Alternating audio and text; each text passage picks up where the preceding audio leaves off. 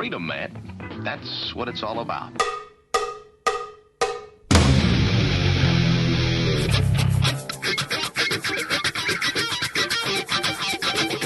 You've got to groove on freedom, like the good book says.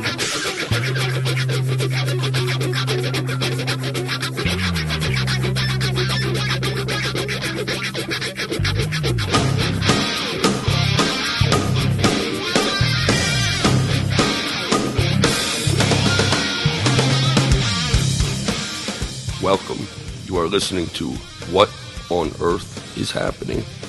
This show will discuss the topics of human consciousness, mind control, natural law, the occult, and all issues that affect the freedom of the people of Earth. What on Earth is Happening will endeavor to shine light upon the darkness of our world and to offer empowering solutions to the problems we face as humanity approaches its critical moment of choice. And now, here is your host, Mark Passio.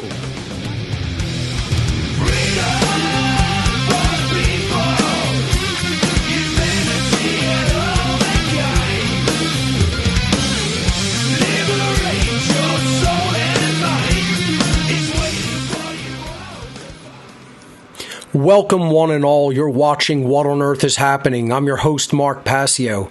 My website, whatonearthishappening.com. Ladies and gentlemen, government is slavery. And here on What on Earth is Happening, we are ending slavery one mind at a time. Thank you for tuning in today. Today is Sunday, February 12th, 2023. This is episode number 465 of What on Earth is Happening. I'm sorry, 265. We haven't done that many shows yet. Episode 265 of What on Earth is Happening. And please keep in mind, What on Earth is Happening is a tapestry of cumulative material. That means that later shows, such as this one, will have prerequisites in information that come in the earlier shows. So it's a linear progression of information. Please keep that in mind, and that means that if you're a new viewer to the show, you should not watch from this point. You should go back to show number 1, and you should watch and listen and watch all of the podcasts in order at your own pace. You will get maximum value from that. And again, I get pushback from that from a lot of people, and they say, that's not true, that doesn't need to be done. Yes, it does. And people think that they understand when they do not. They believe that they have all the information that they require, and yet there's still basically people who aren't doing anything, whose names aren't publicly out there, who have no public information of their own, and will make statements such as that. Clearly haven't heard anything that I'm saying from day one. Not really. Again, believing that you understand what someone is saying is different than actually understanding it. And that's a very difficult thing for people who are in a solid foundation of pure ego to understand. They haven't done that shadow work. They haven't done that internal work upon themselves. They will spout that they believe that they know the information. And, you know, if you've really gone through the information in this podcast series, then you're a person that knows that you yourself has to take action. It's not about leaving it to anyone else. It's not about externalizing your power. It's about taking action in the very real world yourself, you know, which takes a lot of personal responsibility to do, to take that upon oneself. And again, it's not about memeing on Facebook. You know, it's about putting a permanent record out there in a formalized way. Again, the formula is to formalize and immortalize. You formalize the information and you put it out there in a way that is immortalized. So that having been said, let's jump into some announcements, and then I'm basically going to talk, you know, myself for this podcast. There's not many slides. It's just announcement slides. And then we'll go to the phones and see what people think about, you know, the general topic. So let's jump over to the laptop. Thank you to Will Keller for the great artwork for this episode. This episode is entitled Human Consciousness Checkpoint 2023. And I like to do at least one human consciousness checkpoint show each season of What on Earth is Happening, because this lets people know where we're really at. How well or poorly are we doing? And I think gauging this and gauging it from a realistic perspective, not a doom and gloom black-pilled perspective, and not a wild-eyed optimist seeing the world through rose-colored glasses, New Ager perspective, but seeing it from a balanced and realistic and pragmatic perspective of where humanity really is at in consciousness and what our work is to do. So this is coming up on this episode of What on Earth is Happening, my analysis of human consciousness in the year 2023.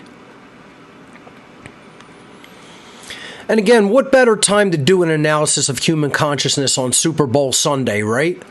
I mean, imagine the kind of dullards that are out there with their attention completely going to be completely fixed on the game later on, you know? And I'll probably go to a friend's house and kick back and watch it, or just have it on and talk and listen. But the point is, I'm not obsessed with that. My home team is in the game. Who cares? You know? It's like, I'm not obsessed with sports ball games, you know? I'm worried about the future of humanity. I'm worried about the future of all of our children, grandchildren, great-grandchildren, all future generations, whether they're going to live free or enslaved. It's what a real man worries about, not a little boy. You know?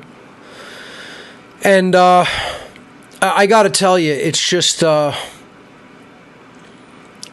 Not saying anything bad about sports. I don't really care about sports and sports competition, but there's nothing inherently wrong or immoral with it. It's just, imagine being the kind of a person that's what they're emotionally invested in, instead of what's really going on in the world, and if you are going to be free and if your children are going to be free. You know? No, people won't say a word about that. But they'll know every statistics of every major sports team, and, you know, paint their face up and go and dress in their team's colors. We won. We lost. Oh, yeah, you did, huh? Oh, you did pretty good out there at the 10-yard line today. Anyway, the point is I think this is a perfect opportunity to assess human consciousness on a day like today, when people's consciousness is focused on such ridiculous, frivolous things as a child game, you know? And get as offended about that as you like, sports fans. Doesn't matter to me, you know, it's still true. So, you know, keep in mind the show is on a new 2-hour format for this season. Maybe we'll go back to 3 hours after I move. We'll see what happens. But for now, it's on a 2-hour schedule, 3 p.m. to 5 p.m. Eastern Time, from January through June. Starting in July, I host the How to Become the True Media Seminar. What on Earth is Happening? Weekly shows go into hiatus for those months. My Band.video channel is up. I said I was going to get to posting more videos. I got too busy this week again. It's been unbelievably busy here at What on Earth is Happening. I'm trying to get IPFS nodes online. I'll tell you about that. There's good news in that regard. The new One Great Work Network video server is up and operational. I've ironed out all of the kinks. It's working perfectly and flawlessly right now. Very happy about that machine. Thank you to everyone who helped donate for it. I will be getting to posting on Band.video again. I want to post this week my natural law seminar. I think I'll stagger it over the week and post it maybe Monday, Wednesday, and Friday. Should I have time. I'm going to try to make the time this week. So please visit my Band.video channel. Right now, my documentary is online there. Band.video/channel/Mark-Passio. How to Become the True Media 2023, racing toward us. This will be from July to December this year. Enrollment's going to open April 1st. That's less than 2 months from now. It's an online technology skills sharing seminar hosted by me on the Telegram platform. We debuted this on the Zoom platform a few years back. Then we moved over last year to the Telegram platform for the third variant of it. and the third year. And now the fourth year will continue on Telegram because it went very successfully technologically on Telegram the past season of How to Become the True Media. This seminar will happen every Monday evening, every Monday night, 8 p.m. to 11 p.m. Eastern Time. We open up the Telegram room at 7 p.m. to give people a full hour to get in. And then we go into an after discussion, after class, for a few hours. I usually let the class run until 2 a.m. Eastern Time. So it's a full night and 3 hours of actual class instruction. This takes place this year from Monday, July 10th to Monday, December 11th, 2023, for a total of 23 class sessions. There is limited space available. I will probably be capping this early this year, depending on the enrollments. Again, last year, I did not have to do that. We'll see what happens this year. But my point is, don't wait until the last moment to enroll because I might have to end enrollment early. Enrollment will open at midnight, Saturday, April 1st, 2023. For more information on this great upcoming seminar this year, visit the website howtobecomthetruemedia.com. One Great Work Network going strong on the new video server at onegreatworknetwork.com. Thank you to everyone who donated for that wonderful Mac Studio computer. I'm telling you, it's the fastest machine I've ever worked on in my life. Just tremendous. So thank you to everyone out there who donated and made that happen. We're going to talk about donations briefly because it's very important right now, especially with my move coming up. I definitely need the support coming in the form of donations for especially the equipment that I require. And I am going to require some new equipment this year, as I've said, and as people have seen things. I've ironed things out, but they went rocky at the beginning of this season technologically. And it's largely because the computers that I have are starting to age by today's standards. I wouldn't say they're very old, but in all honesty, software is much more demanding than it once was.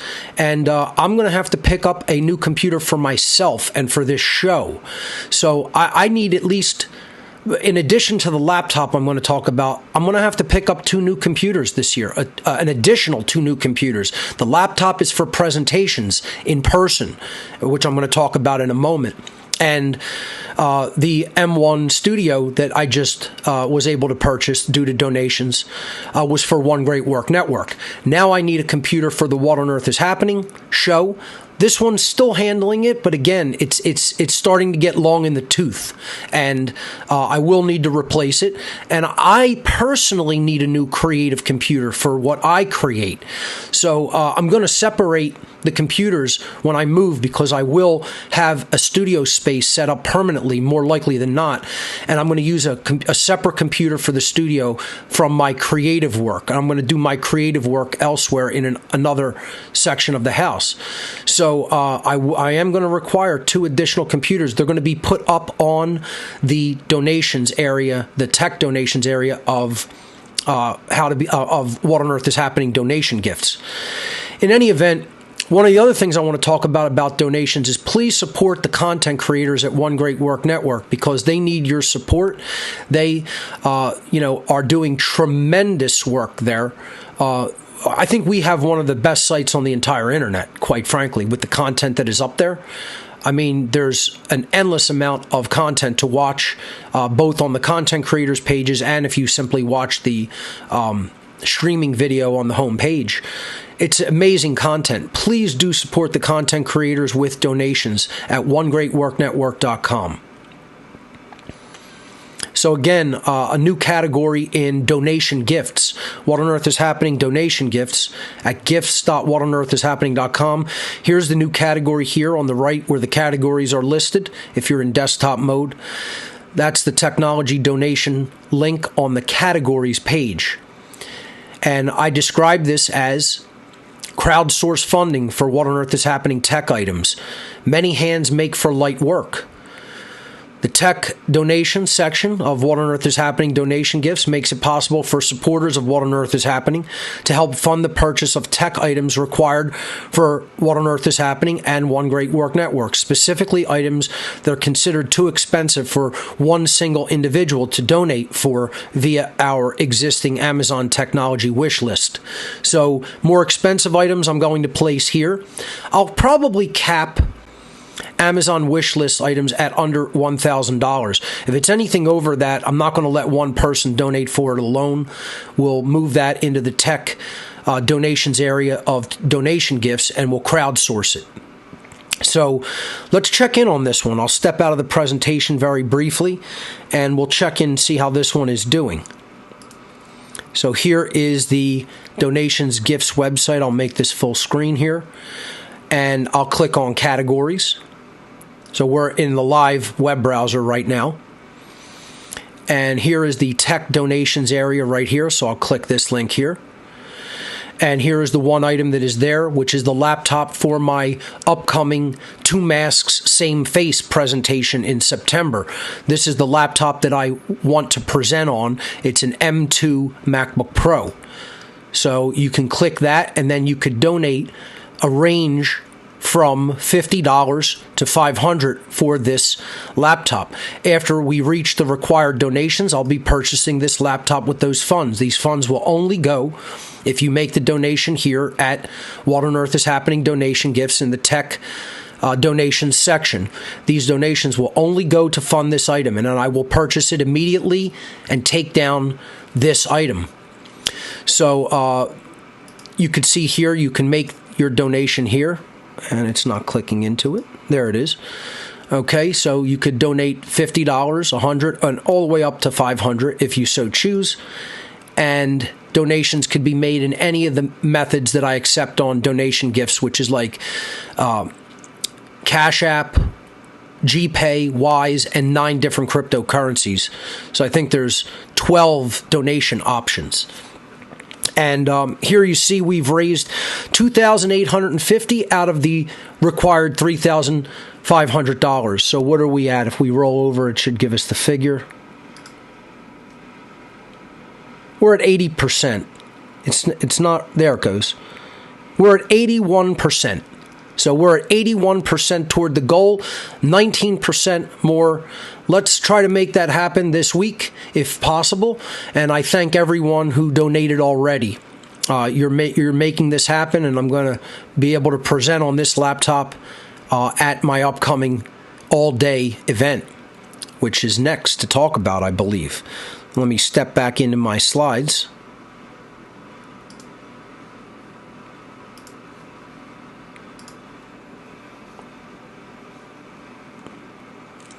Oh, yes. Next week on What on Earth is Happening, the great Brandon Martin coming up for an interview next week. Really looking forward to talking to Brandon on What on Earth is Happening. We have some tremendous guests lined up for this season.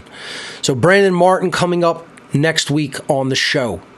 Brandon is one of the co-founders of the Cubby Hole, and he is also, of course, one of the great content creators on One Great Work Network. And here's what I was referring to.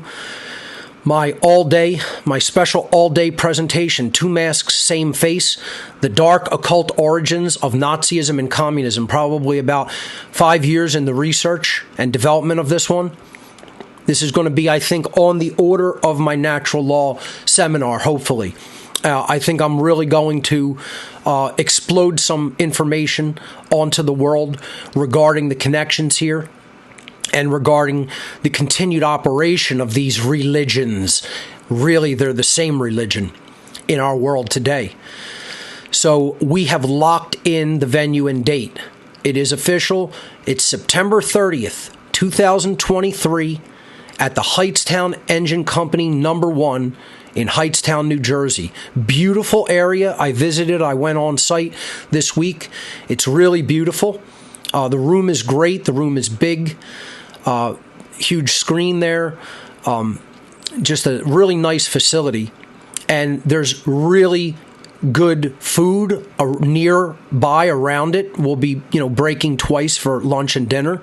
I checked out the surrounding area regarding food and actually ate in Hightstown, and it was wonderful. And just a really very nice area. This is right on the main strip in Hightstown.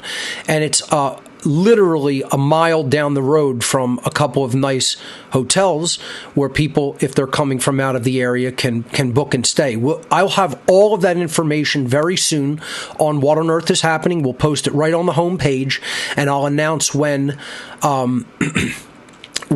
donations will be taken for a private invite. I want to let everybody know this is a private, by invitation only event, but the donations will be given, the invites will be given to those who make a donation, a private donation, via What on Earth is Happening donation gifts, when we put those invites on that site. So you can't just donate randomly for the attendance invite. Okay, we have exactly 200 spaces for this event. We cannot, according to the codes of the building, go beyond 200 people.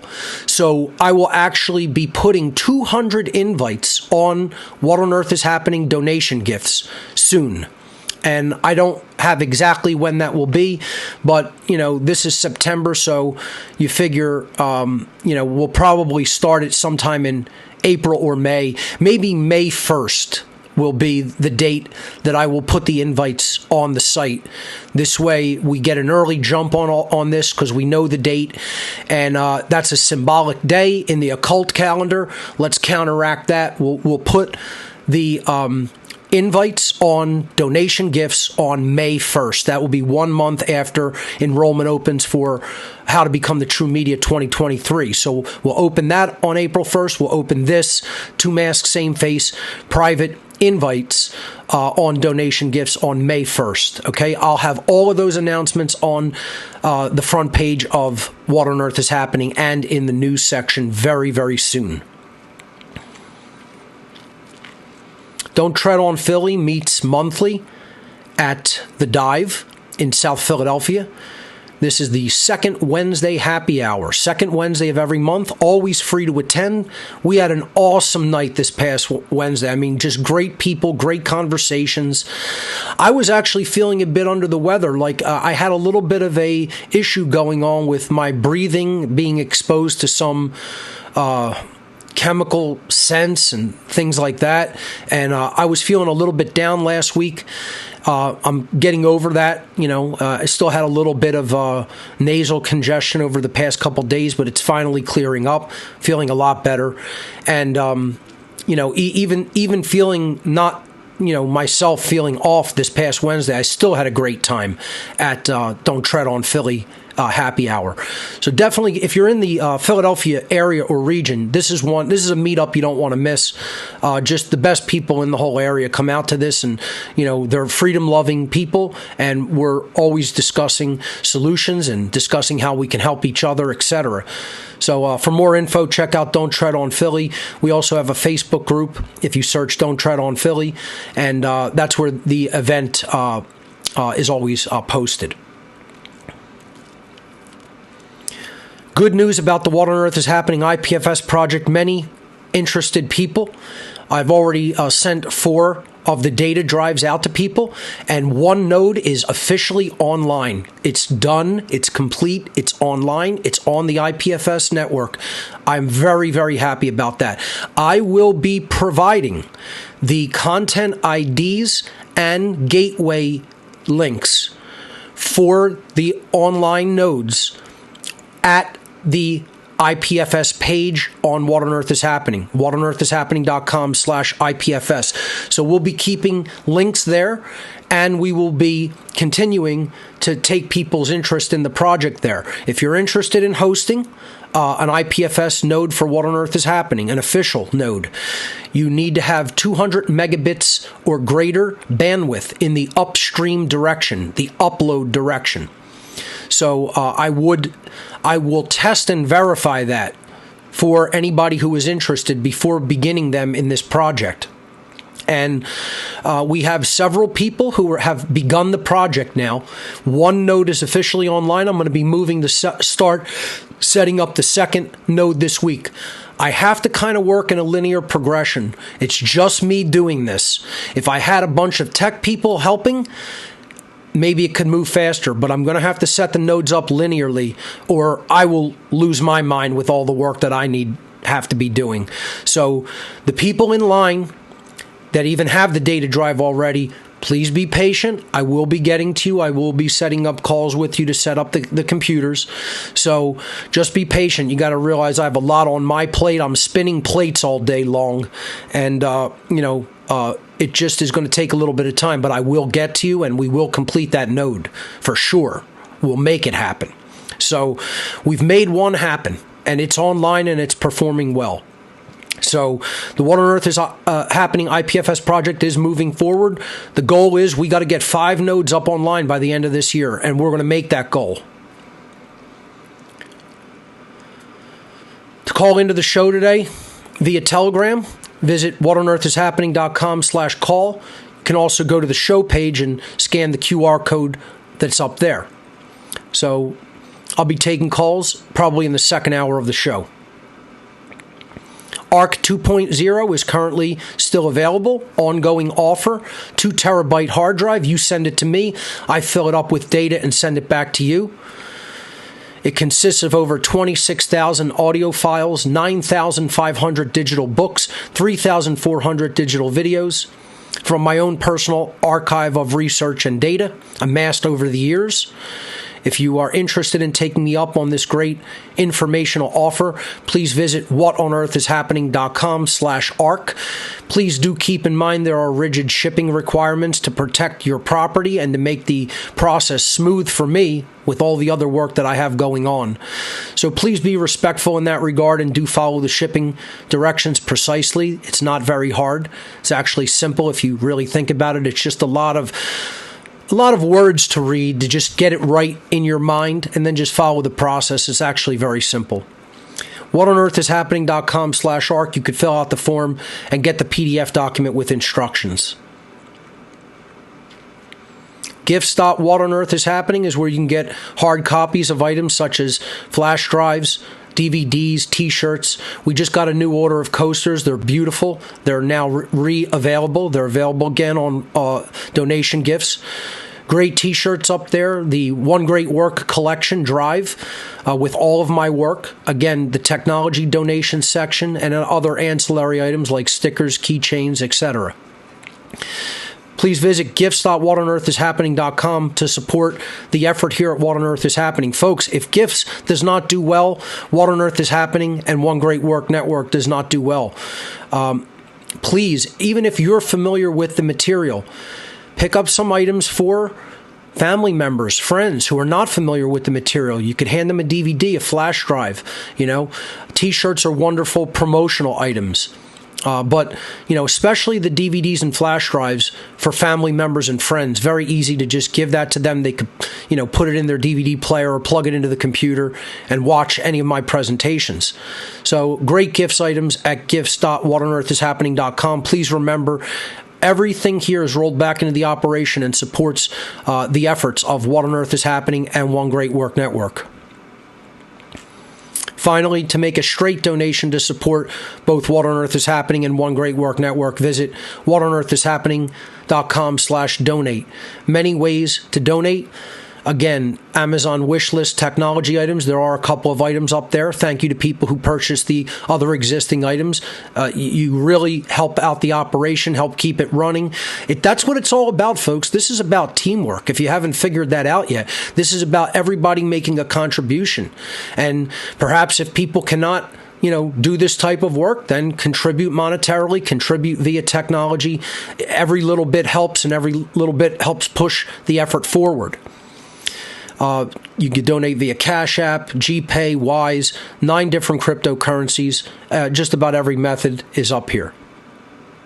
That's all the announcements that I have. And again, we will continue to do those housekeeping announcements. They're very, very, very important.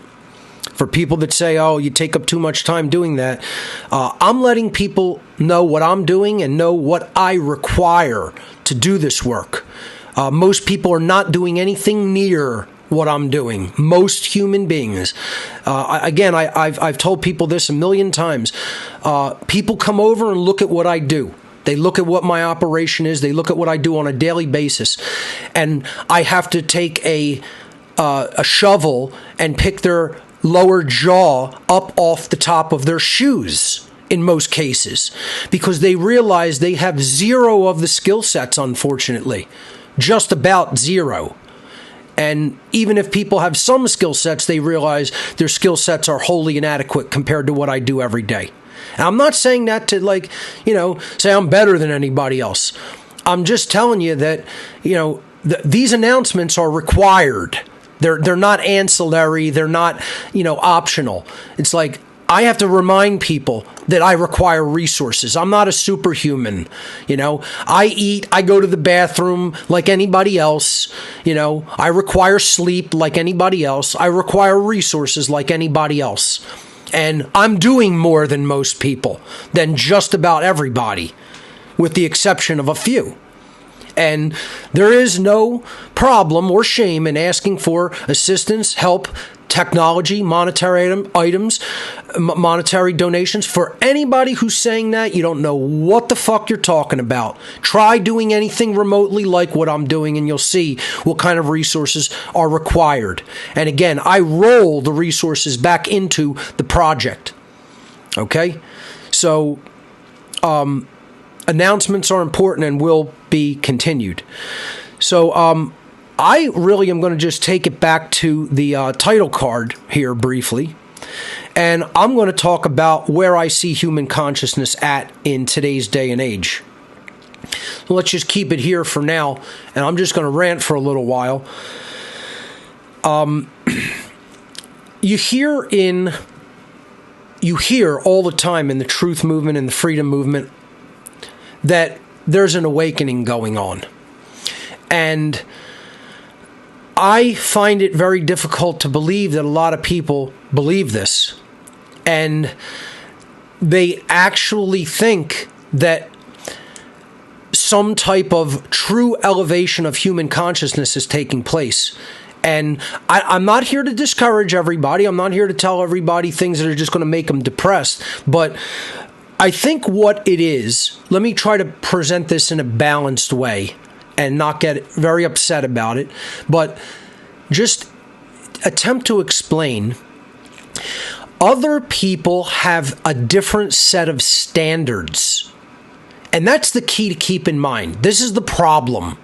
They have a different idea in their mind of what an awakening entails.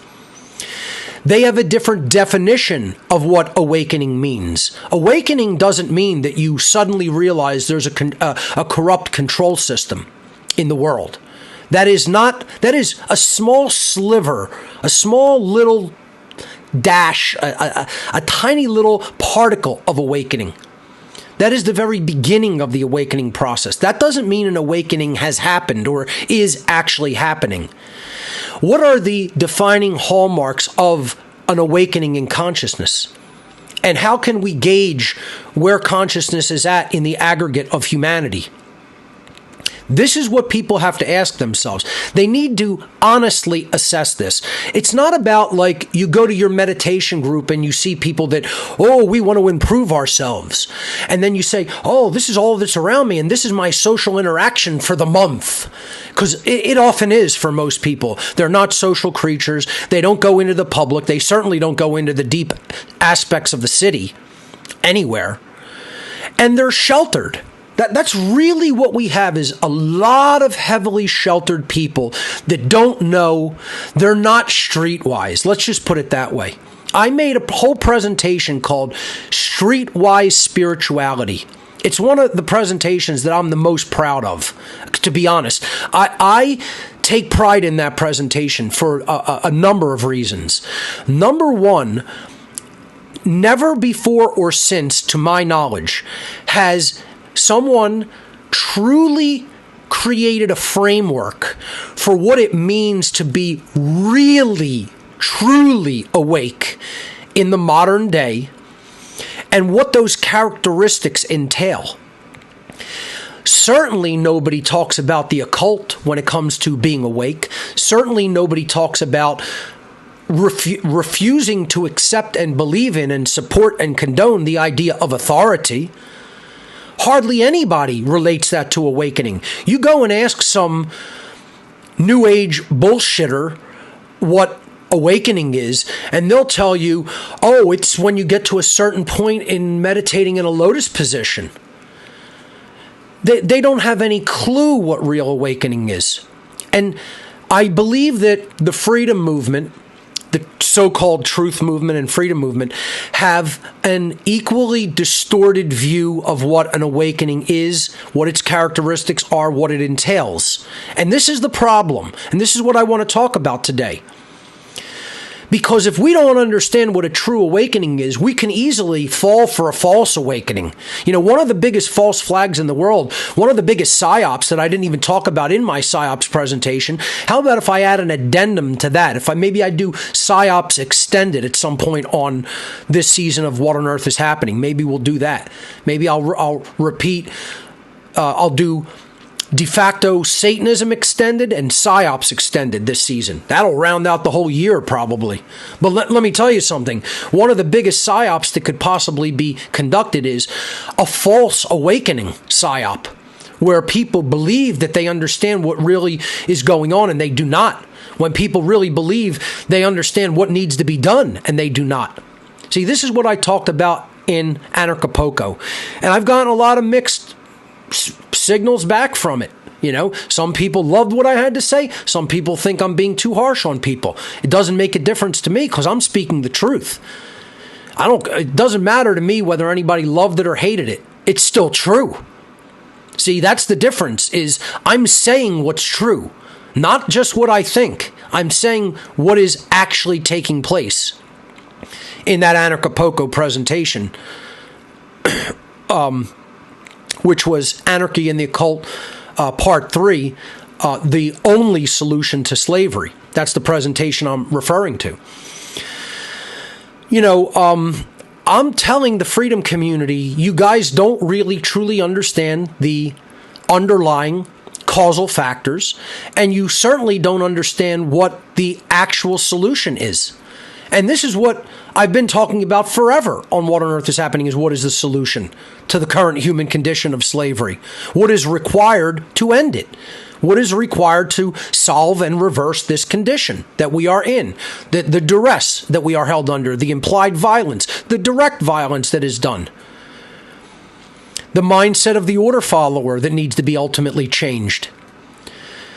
It's about communication and publishing. It's about doing that in a wide-scale way on the internet. And this is the problem. People don't have the skill sets. They don't know how to do anything like this. They don't know how to do anything like anything that I do. That's the problem. That's the underlying problem, is you don't have the skill sets to reach out to other people. All you can do is open your mouth in person and you talk to a few people, and even if you convince them, then you get the notion in your mind, this is happening on a worldwide scale. No, it's not. It isn't. You know, this is the entirety of the problem, is people get tunnel vision. They get tunnel vision, and they see the world only through their perspective. And then it becomes almost solipsistic, like you think the whole world is as you're seeing it, instead of stepping back and studying it from an objective perspective. That can be done if you can get your ego and your flawed perspective out of the way. If you could set those aside and say, maybe I'm not correct about the state of the world's consciousness. Maybe I have to look at it at a much deeper level.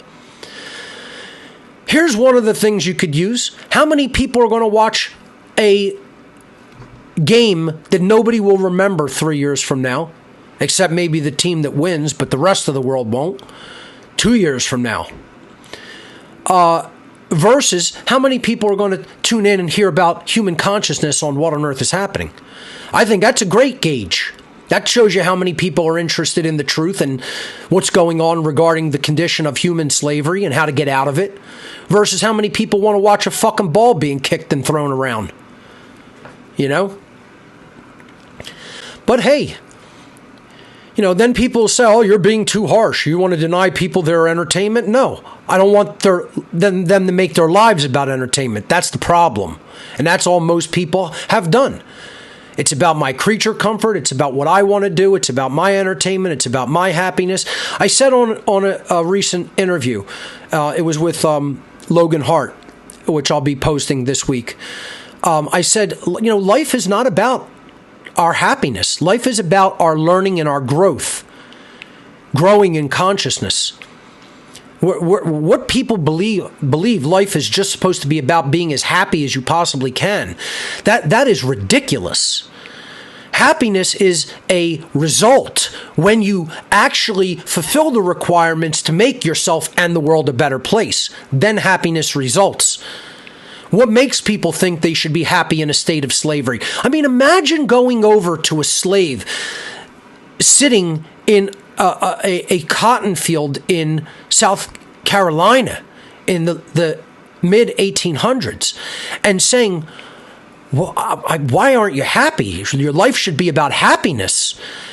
I mean, this is how sick and twisted and demented and absolutely insane statements like that are. You're worried about happiness while you're enslaved? That slave would have every right to get up and knock you unconscious saying that to him.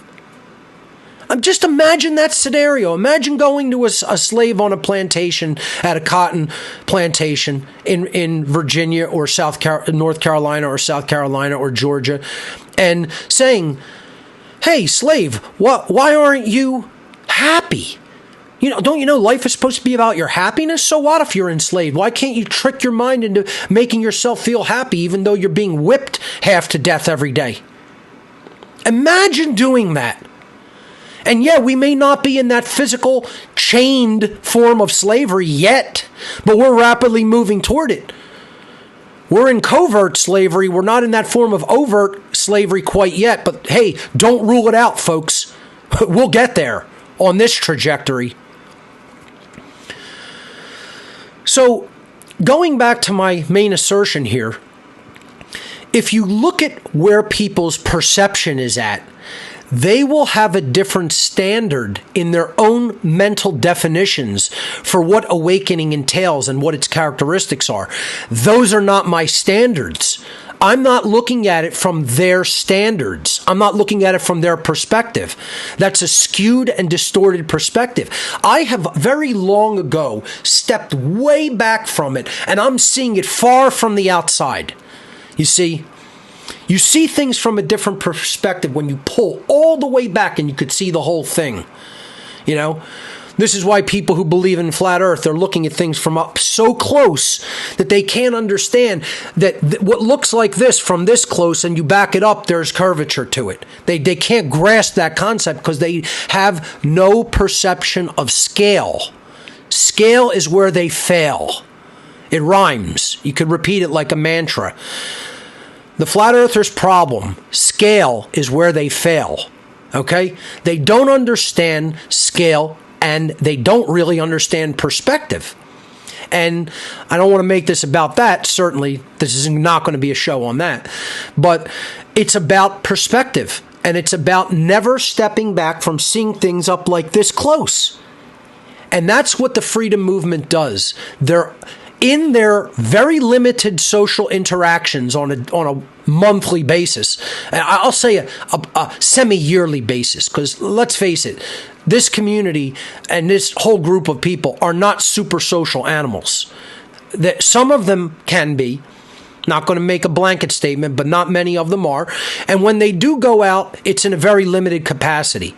And they tend to think of the people that they hang out with as being some form of a representation of the whole of humanity. And nothing could be further from the truth. This is such a tiny, almost insignificant minority that it's negligible. It barely registers compared to the whole overwhelming ignorant and apathetic masses of people that inhabit this planet. We have to start having a higher standard for what an awakening in consciousness entails. The higher standard has to be, If you really go out in public, not with freedom movement folks, you just go out in your average setting in public and you just did some type of a social experiment, or you just gauged, you have some conversations to gauge it. How many people concern themselves with true freedom? How many people know there's a total enslavement system in place? Slavery. Who would word it like that? If you asked people what is the human condition and they don't tell you slavery, they're not awake, they're not conscious. I don't care what else they know. They're not conscious of the situation they're in. If you go up to a slave on a plantation in the mid-1800s and you say, "What is your condition, sir?" or "Ma'am, what is your current condition?" and they don't tell you, "I'm enslaved here," then they don't know what's going on. If they tell you, "Well, it's just a beautiful day and I'm sitting here enjoying the sun while I'm working out in this field, and then I'm going to go have some food later that the master of the plantation provided for me, and that's my current condition," you're talking to a completely unconscious being. So think about it in today's terms. It's just not overt ball, chain, and shackle slavery variant. Now what it is covert slavery of the mind and getting people to participate in their own enslavement and condone it and say that it's moral. That's the standard that I'm talking about. If you went out and gauged how many people know that they're enslaved and know that everybody's enslaved and know that we need to do our best to communicate morality, that's totally and intimately tied together with moral behavior versus immoral behavior. That as the aggregate of human beings behave in a moral capacity, truly moral capacity, not a fake religious or fake New Age morality, but a truly moral capacity according to objective morality and natural law, then humanity becomes free in the aggregate. As morality, as true morality amongst a population of beings increases, their true freedom increases. As morality declines and wanes and the people perform immoral behaviors in the aggregate and condone immoral behaviors in the aggregate, freedom is destroyed and slavery is the condition.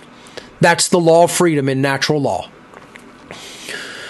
And how many people would you say know that? If you said to people out in the wider world, "Can you explain to me how freedom actually works?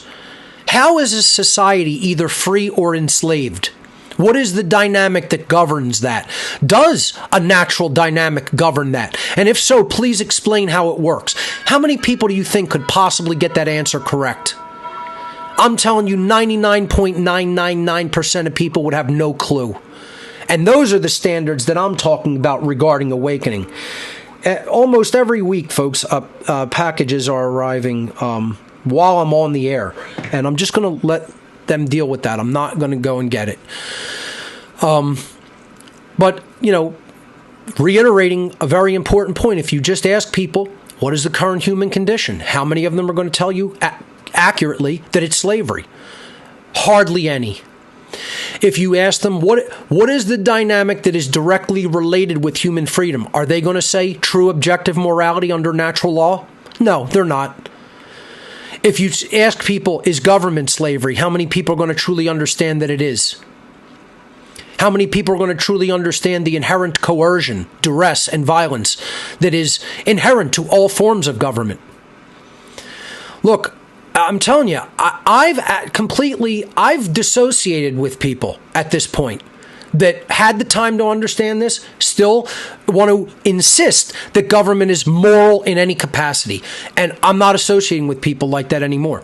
I may speak with them cordially, but I'm not really going to have any actual, real dynamic interaction with them from this point forward. I apologize for the background noise, folks. The delivery person is just ringing my doorbell. So the standards that we have to have are those. Not, do people know that the Federal Reserve isn't federal and is a Ponzi scheme and it's all run offshore? Do they even know that the Democrats aren't their friends I mean, it's just such ridiculousness, that we even need to speak about any of these 3D nonsensical, like so clearly, retardedly unrealistic things, out of touch with reality that people still believe in. And even that the freedom movement is using as a gauge. These are not the things that need to be used as a gauge for an awakening in human consciousness. What needs to be used as a gauge is, do you understand that all forms of order following are inherently immoral? All and every. Do you understand that all forms of government are inherently immoral? All and every. Do you understand that government is slavery? Do you understand that the human condition is slavery? Do you understand that only morality and teaching it can get us out of that condition? These are the standards for a real awakening. Do you understand that a technocratic occultocracy rules the world? Not a matriarchy, not a patriarchy, not a government structure. A technocratic elite of occultists, Satanists, dark Luciferians. These are who are really running the show from behind the scenes. People whose hearts are so black, if you even got a glimpse into their psychopathic nature, you'd faint, you'd collapse, you'd pass out. Piss would be running down your leg, let alone be around them for any length of time. Then something else would be running down your leg, and it wouldn't be piss, And that's the problem, is people aren't streetwise. They're very naive. We're still in a position, in the whole global civilization of humanity is so unimaginably naive as a people. I said, this is one word that'll trigger me. You don't call me naive. I'm still triggered by that word. You don't know what I know. That's the problem, is that people don't know what I know and they're super fucking naive. Nothing could be further from the truth regarding me. I'm fully fucking streetwise to this shit. Let's just say it out in the open just like that. I'm fully streetwise to it. I know exactly how it's run. And it's one big mafia. You want to gauge the structure? Go into the real high-end aspects of the cartels in Mexico and the mafia and how they run shit. Go deep into the Jewish mafia. Go deep into the Italian mafia. Go deep into the Russian mob. You'll see how mafias are run. And let me tell you something, they're all connected through the occult networks. You think that they're operating independently at the highest levels? You think the capos of all of those mafias aren't taking marching orders from occultists? You're out of your goddamn mind and you're a naive little child. That's the problem, is people don't understand the structure of our world. Not really. Not really. You don't think all the institutions that people put their faith in, hospitals, education institutions, pharmaceutical industries, entertainment, even sports, they're all taking their marching orders from these technocratic occultists. All of them. Not some of them, all of them. And then the big one, the one that people are the most fucking naive about, and that's the lowest order of intelligence that's operating, are religionists. And, get as offended as you want, take insult however you want to take it, but people who believe, oh yeah, my religion's somehow untouched by this, just naive children. Absolutely naive toddlers. They're not even toddlers, they're infants. Calling them toddlers is giving them too much credit for growth, sadly. And that's the problem, is you just have non-streetwise people that haven't been around the block, that haven't gotten a glimpse behind the fucking curtain, that don't really know how it works. And they're so fucking naive. And this is what's out there. Elon Musk just made a post, regardless of what you think about him or not. Some of the things he says, he's giving people an inkling into human consciousness. Whether he's awake truly or not, that's not the point. Him even just saying a few things on Twitter, the way he says them, is at least showing people where people are at. He says almost all of his so-called intelligent friends, he cannot believe, they all believe that the mainstream media is telling the truth, is actually trying to portray accurate information, and they don't understand that they're willfully and deliberately lying to people. He didn't go so far as to word it completely like that, but he said, I can't believe how many intelligent people I know that still actually believe the mainstream media. Something to that effect, paraphrasing. And he's right, because I told you, only a couple of years back, we did an experiment right before the pandemic. We did an experiment about how many people in just one region of Philadelphia, one small, tiny region in the Northern Liberties area of Philadelphia, how many people believe that the mainstream media is telling them the truth and doing their best to tell them the truth. And folks, our results were 100% of human beings that we polled, meaning zero gave a different answer. 100%. I can't remember the exact number. It was like something like in one place 35, in one place 28, in one, it was done in a couple of places. 100% said the mainstream media is attempting their best to report the truth. Imagine what a stupid, naive fucking child, a willfully stupid, a willful ignoramus. A willful ignoramus a person has to be.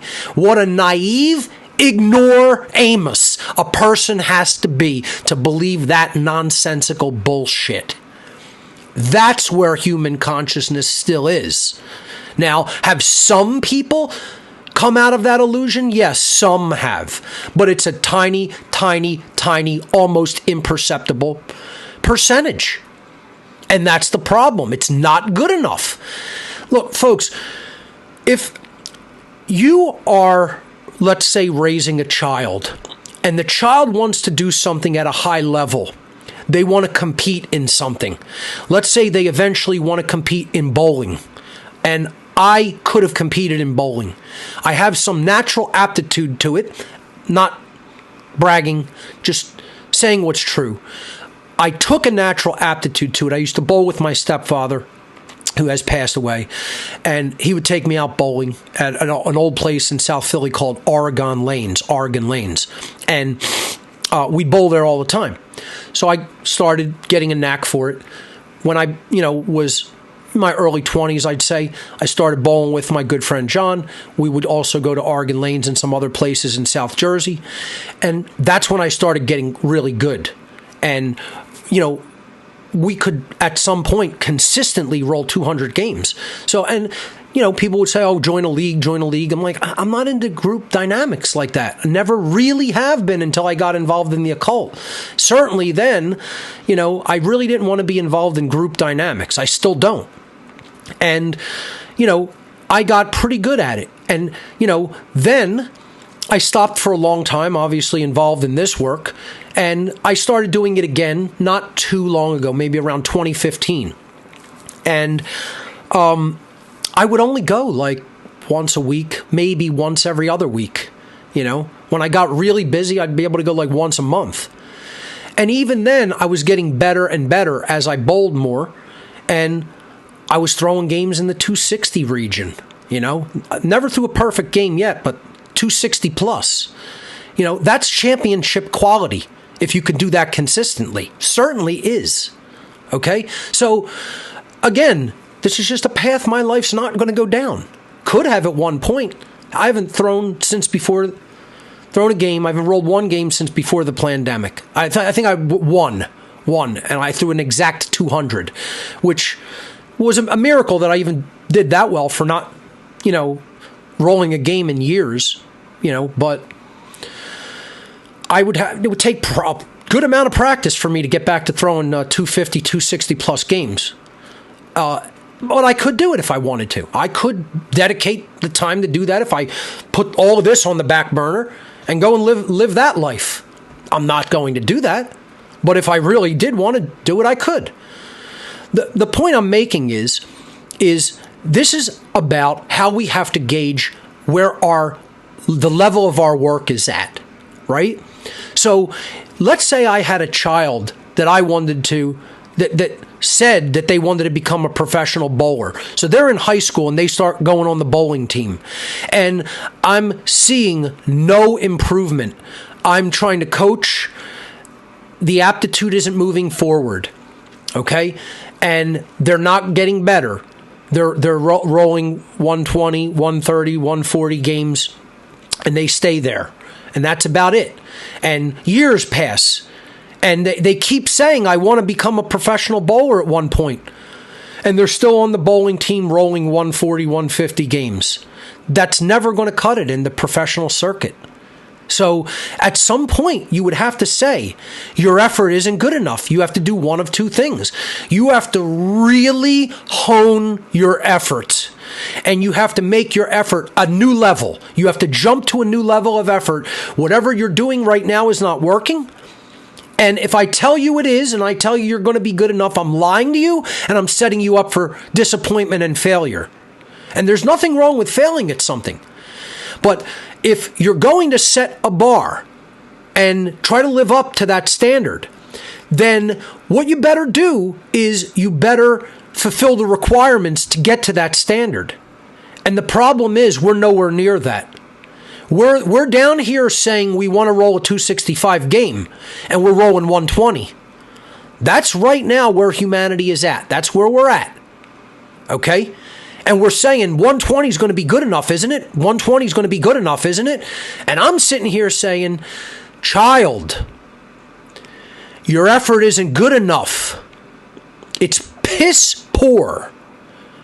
It's not good enough for the bar you've set up here to end slavery. You're still going to be enslaved. You're not going to get out of the slavery that you're in at this level of effort. Sorry, but I cannot lie to you. I'm bound to telling the truth regarding where we're at and the nature of this whole work, whatever you want to call it. I was going to say agenda. It's not an agenda. This whole endeavor is the word I was searching for. I can't lie to you about the nature of this endeavor, this path, this work, this project. I have to gauge it and assess it accurately. And the level of work that we are doing, and not all of us, not a blanket statement, but the vast majority, there are people who are doing really, really, really awesome work. I'm telling you, the content creators on One Great Work Network are a cut above, or I would not have invited them to the network. There's other people's work that I recognize that I'd like to bring onto the network. I'm going to see if I could start expanding that later this year. I'm probably going to hold off on that until after I move. But I want to bring a few more content creators on the network this year, certainly. I'd like to bump it up to 80 at least. But my point is, the vast, overwhelming majority of human beings, they're down here in their efforts. And they've set the bar up here, and they don't know how to get there. They don't even understand the requirements. And then they're walking around like little toddlers saying, I'm going to be a championship bowler one day. We're going to be free. We're winning. We're not going to be free. We're not winning. We are losing horrifically. Horrifically losing. The dark Luciferians at the highest pecking order of the entire satanic structure of our world are not panicking. They're not panicking. They see the effort that we're making and they're laughing at us. They're laughing at us. Every day they're laughing at us. Believe me, I know. I know is all I'm going to say. They're laughing at us. And they're not projecting that and pretending that, oh, we're not worried. And they really are. Behind the scenes, they're like, oh, my God, what are we going to do? They're not. They're not worried about it. Because they know what the characteristics of a real awakening look like. And we're nowhere near it, boys and girls. We're nowhere near it, boys and girls. And I say we're nowhere near it, ladies and gentlemen, if we really were acting like ladies and like gentlemen. But we're acting like boys and girls. And that's the problem. We don't want to take the responsibility to do what's required. We want to hide anonymously. We want to stay where it's safe. We don't want to come out and use our voice widely and freely to communicate and to publish and to formalize and immortalize. No, we don't want to do that. We want to be the anonymous coward posting memes on Facebook. We want to be the anonymous coward, posting under some pseudonym, somebody else's video or something on YouTube. This will not cut it. This will not get the job done. You're rolling a 110. You're not in championship contention. You're not serious. You're a hobbyist. You're not even a hobbyist. You're somebody who never picked up a bowling ball before, picking it up, realizing I can barely fucking throw this because I don't have any strength in my arm, and you throw gutter balls all day. You're rolling a 40. Okay? That's the problem. Is the effort is paltry. It's paltry, and it's paltry because people have not developed skill sets to make that effort. They've sat still. 10, 15, 20 years ago, they told themselves, I'm just no good at computers. No, that's not your nature. That was your condition. And if you let it fester and you believe that bullshit and you just kept letting it be your condition, then that's going to be the default condition that you get. What you have to say is my current condition is I don't understand how to publish and communicate in the modern world using computers. That's my current condition. That's not a permanently locked in condition that is capable of being changed by an act of my will, by an act of my effort. And if I put the work and effort into it, just like a high school student who's rolling a 130 game in bowling can improve his score to a 220 in probably a year or two's time if they hit those lanes every single day for hours a day. You don't make excuses, I'm tired after class. You go to the lanes after class and you roll for 3 hours and you put whatever money you have to into it. The end. And that's it. You do what's required. Well, people could have been building their skill sets all of this time. Over a decade I've been doing this. 13 years I've been doing this show, telling people you can build your skill sets. You can learn this. You can learn how to do this. You have to be able to do this. You have to put forward your voice. And what have they done? They have sat still, not developed those skill sets, and are still in the same positions that they were, in the same conditions that they were when I started saying that back in 2010.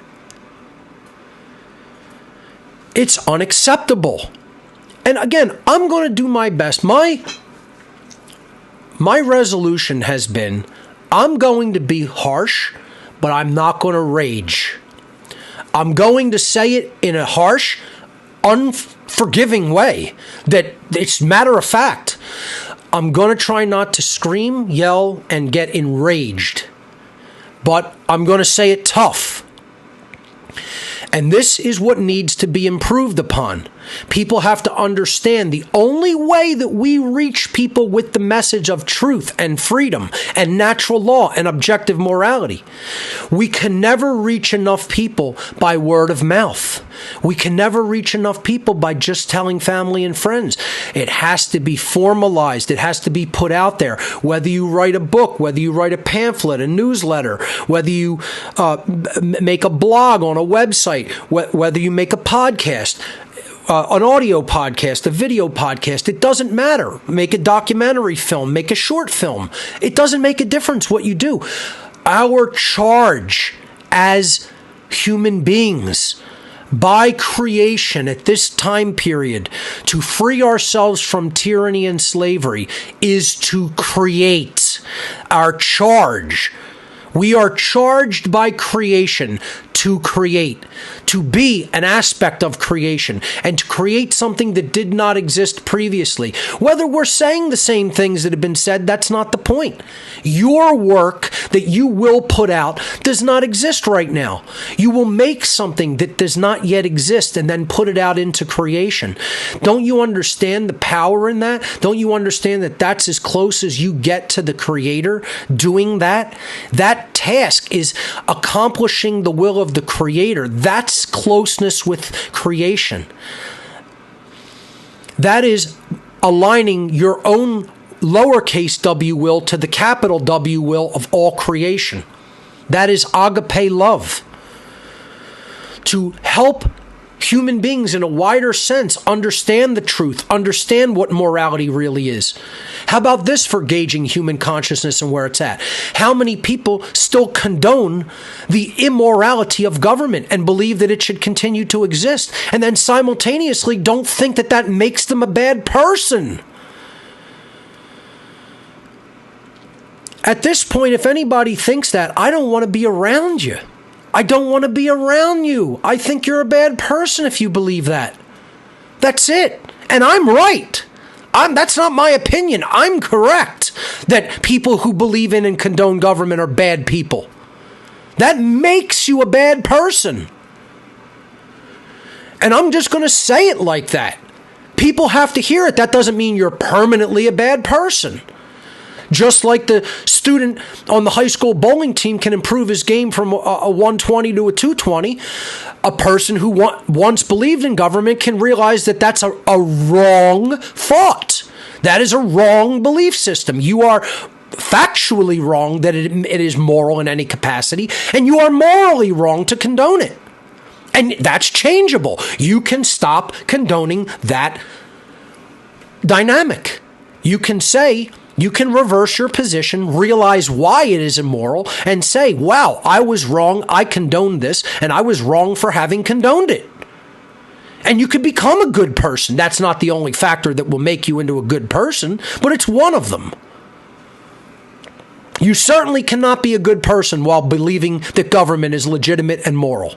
That's impossible. There is no such thing as a good person that accepts and believes that government should exist. If you think government should exist, you are, by definition, a bad person. Now, gauge all of human consciousness based on that and tell me if there's a fucking awakening. Please. It's a fucking joke is what it is. The overwhelming majority of this species of mud creatures called human beings believes that government is perfectly moral. And then in the next breath, they're going to tell you they're a good person while simultaneously believing in government in that dynamic and then condoning what it does to other people that is completely violent. Imagine that. And then people are going to tell me they're moral beings. Get the fuck out of my face.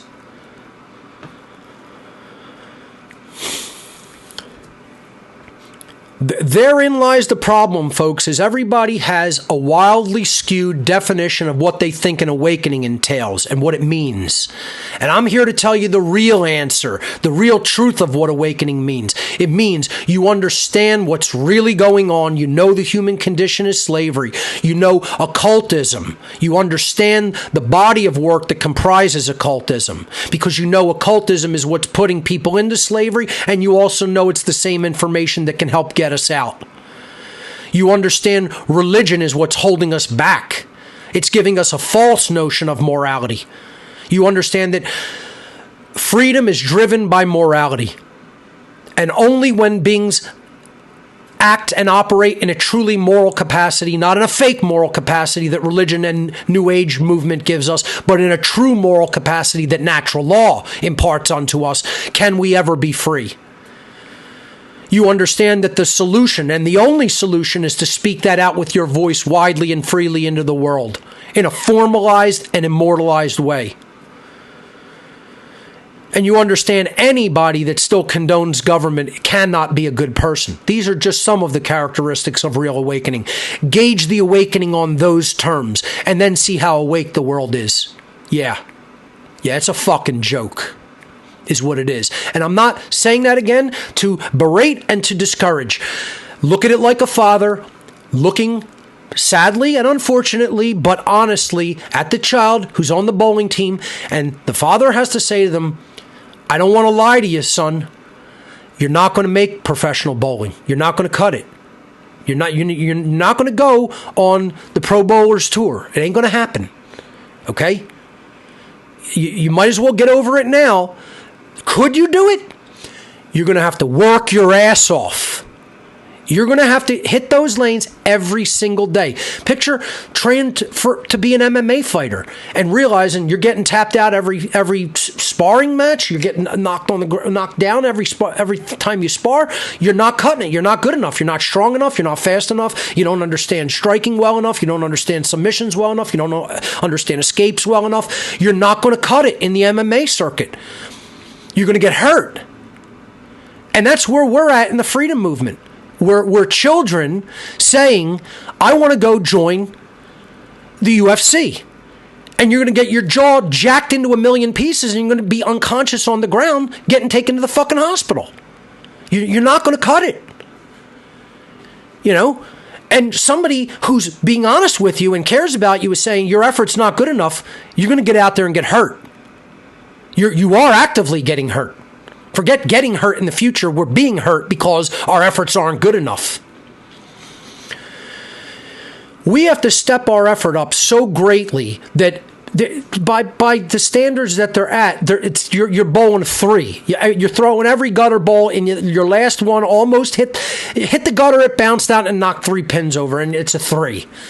If I have to be honest, that's really where humanity is at in the aggregate. It's a joke. It's not even like, oh, with some improvement we could get you there. Right now, it's a joke. Because people and their standards are set so fucking low. They think if we move from here, look, here's what they think. They think, all right, okay, oh, we're at a 3. Oh my God, we're bowling a 20 now. That's heavy progress. No, that's still jackass level. You're not doing much better. You're doing better from a 2-year-old's perspective. A 2-year-old could take the ball and throw it under its legs like this and bowl higher than a 3 and maybe even higher than a 20 in 10 frames. The point is, moving from a 3 to a 20 is not progress. Moving from that 120 to a 220 is progress. Then we're saying, well, we can get you up to a championship contention because you hit the lanes every day, solidly bowling a 220. You could hit a 265 in a few years if you really, really, really practice and you really hone your craft. And that's the whole point. We have to be people who are continuously improving, not sitting back and saying, you know what, Mark Passio talked about that. He's got that. That's all done. No, it's not done. And the other thing is, there's nothing new. I keep hearing this thing, when are you going to talk about new stuff? When are you going to talk about new stuff, Mark?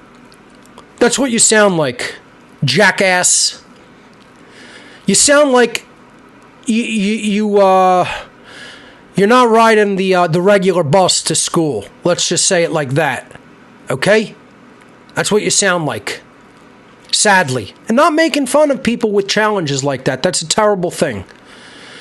But I am saying the people who say that, you might think that they are those people. You might actually believe it. Because if you think this is about being entertained and hearing something new that you never heard before, you don't know what the fuck's going on, boy. You don't know what the fuck's going on, little girl. That's the problem.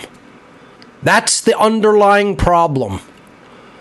This isn't about being entertained and hearing something new. This is about getting on the battlefield and going to war with the information that has to be conveyed to human beings. And we're getting our ass kicked in that war. Kicked. Handed to us on a platter with a side of mustard. That's what's happening. They have people so completely, especially in cities, that the overwhelming majority of these lowlifes actually believe these lowbrow. To call them Australopithecines is an insult to the Australopithecines. Okay, You got to call them creatures that just rolled out of the mud of the ocean. Because to even say that they're in the primate order is an insult to lower level primates, sadly. That actually believe the media is telling them the truth. Yeah. It's not even a 2-year-old toddler hopping around, not able to walk yet. You're just, people like that are just lowbrow, low rent losers. And guess what? That's only your condition still. You can change it if you decide to become an intelligent person. You can work at becoming intelligent. Somebody who's that dumb does not have to remain that dumb. This is what people believe. They believe that that's their nature. No, it is not. It is the current condition that they have been worked into. And that is changeable. This is what you have to hear in all of this. Nothing is permanent except natural law. Nothing is permanent except the laws that the Creator laid into the foundations and the fabric of reality. Those things are permanent. The condition of a being is not permanent. It can be reworked. It can be improved. It can be degraded from a good condition into a degraded condition. It goes both ways. We have to understand we can work to improve our condition if we work at it. But our effort has been horrid. It's been horrible. That's the current condition of humanity. That's where human consciousness is really at. Can we change it? Yes, we can. What is required? Absolutely an incredible amount more effort.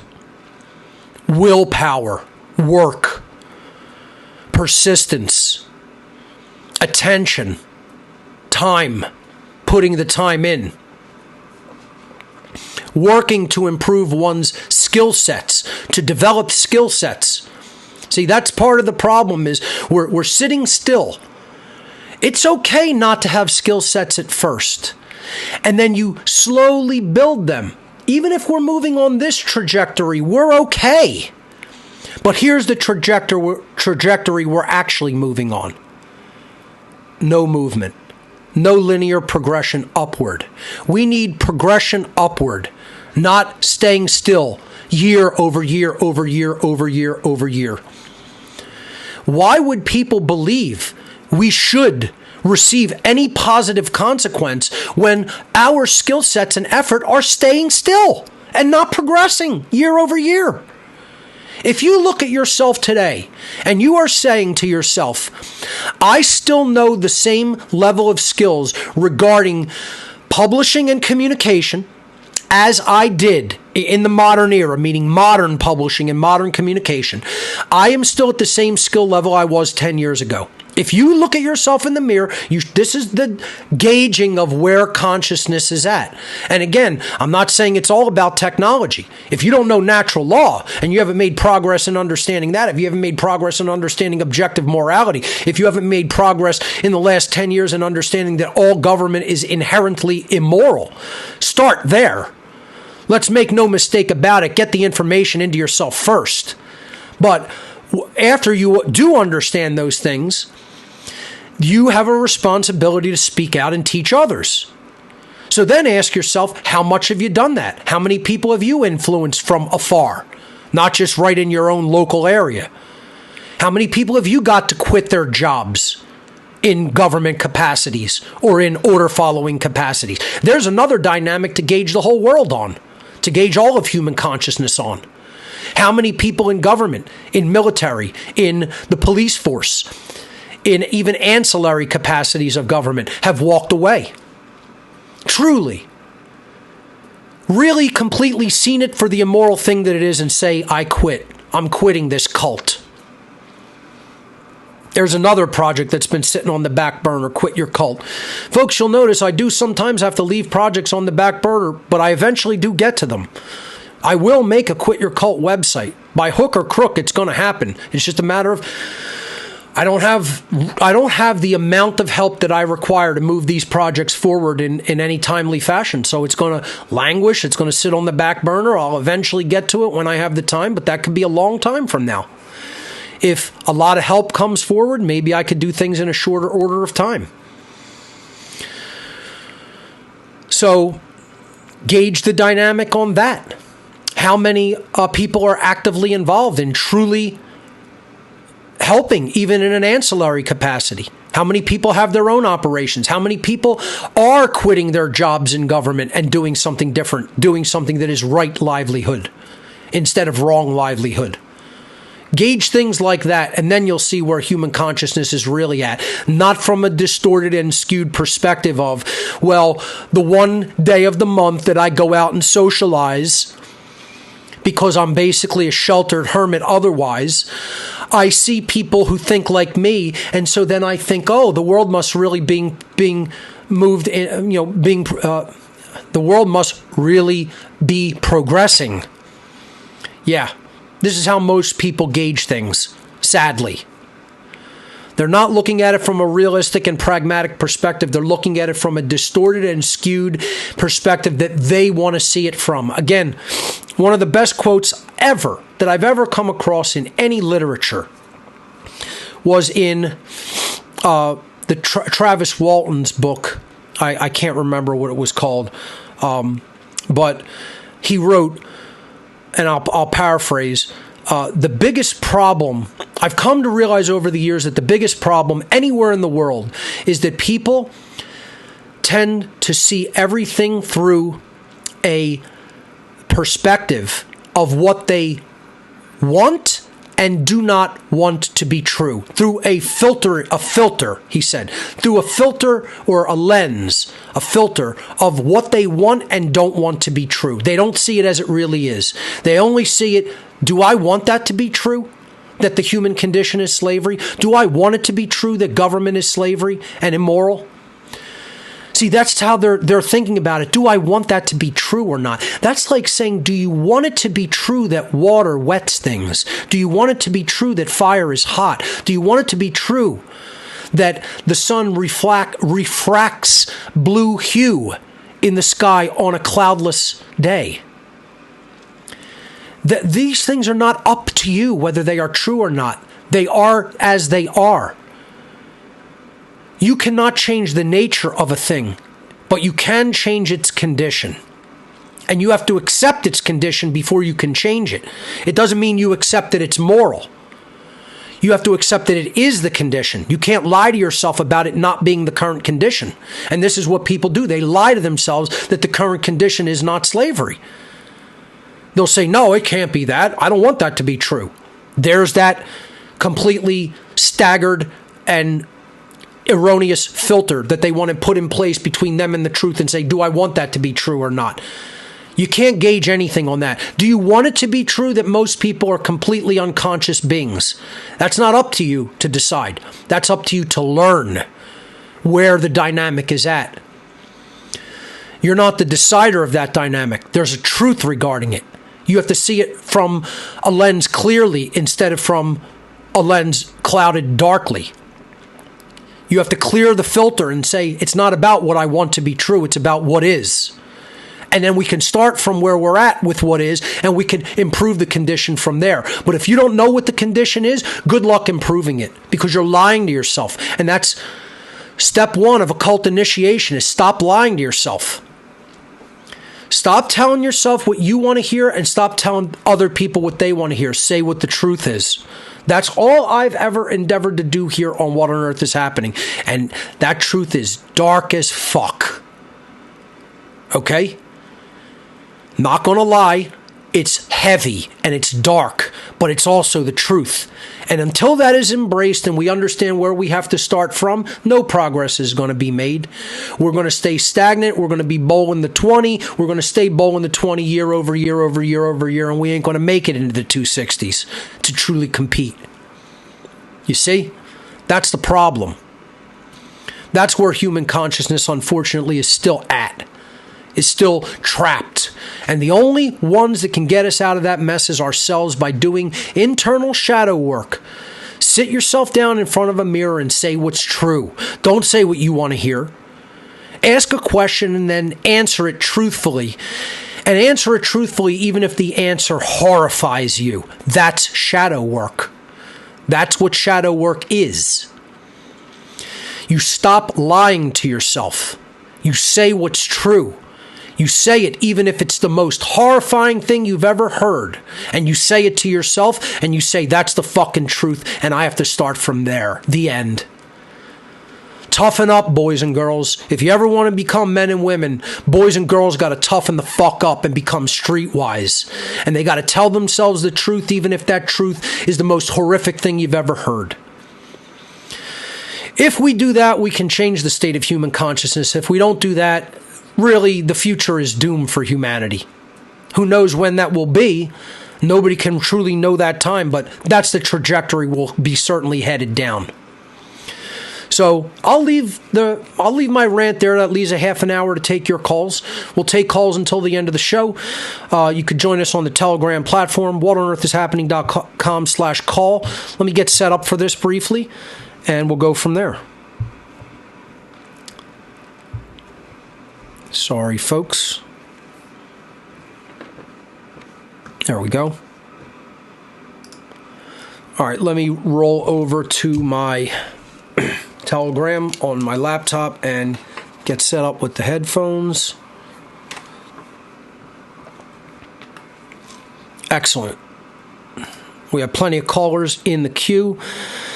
Let's hear from Gilbert. Gilbert, you are live on What on Earth is Happening. Welcome to the show. Check 1, 2. Unmute yourself, please. There you go. Gilbert, give it another shot. Your audio is coming in very distorted.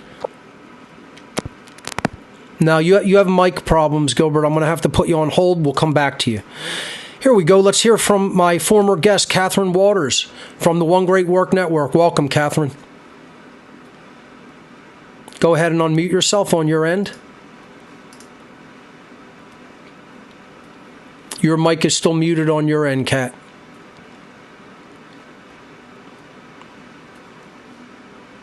All right, people are having some tech difficulty today. That's okay. I know what that is like. Hey, just interviewed me last night. Logan Hart from One Great Work Network. Go right ahead. Hey, Mark, can you hear me? Yes, we can. Awesome. Appreciate the content. Definitely really been enjoying listening to this one, and I think you're right on point with where things are at. I see it as what I call copium.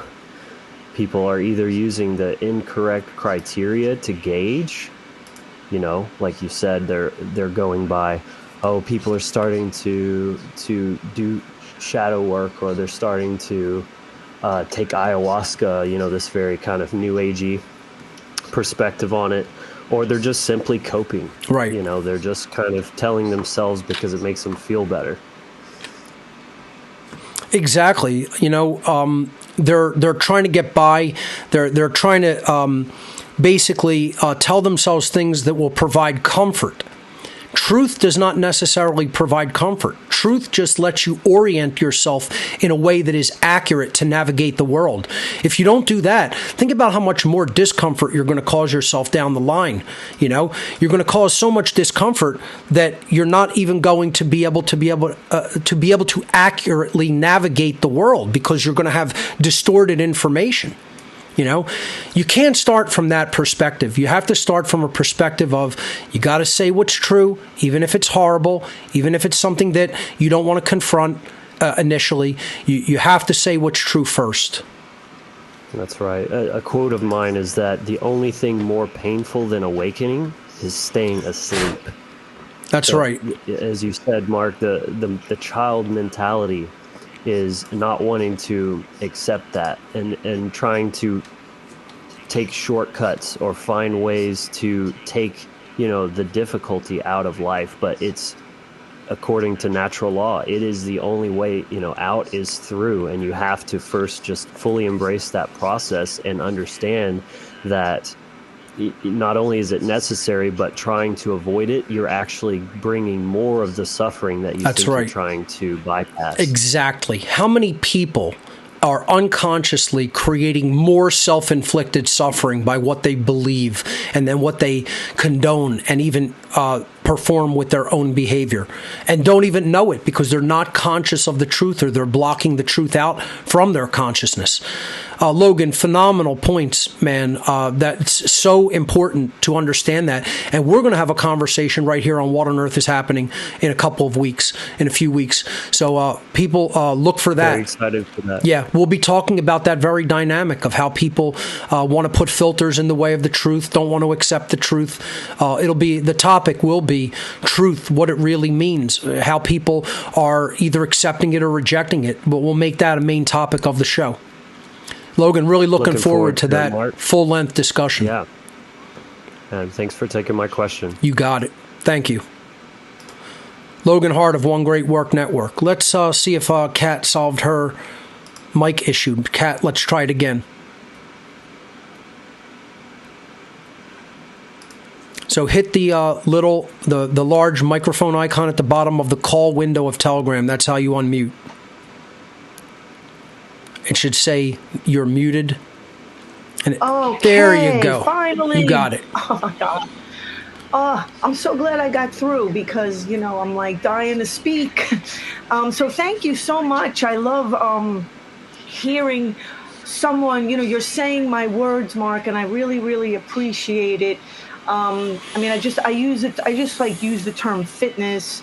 I've been, seeing exactly what you're saying for so many decades. And I'm just going to say, it comes from the fact that we live in a debt system.